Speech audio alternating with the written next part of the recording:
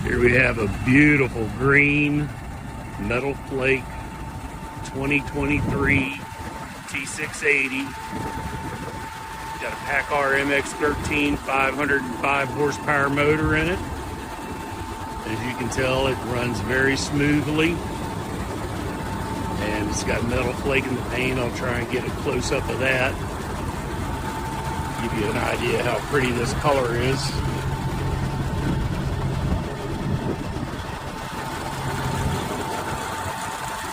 "76-inch raised roof sleeper, 12-speed automated transmission, all aluminum wheels,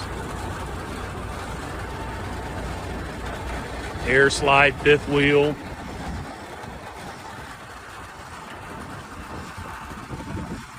just a little over 200,000 miles.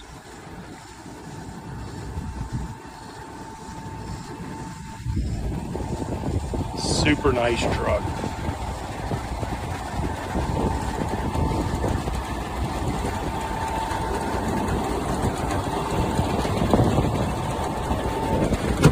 Interior spotless.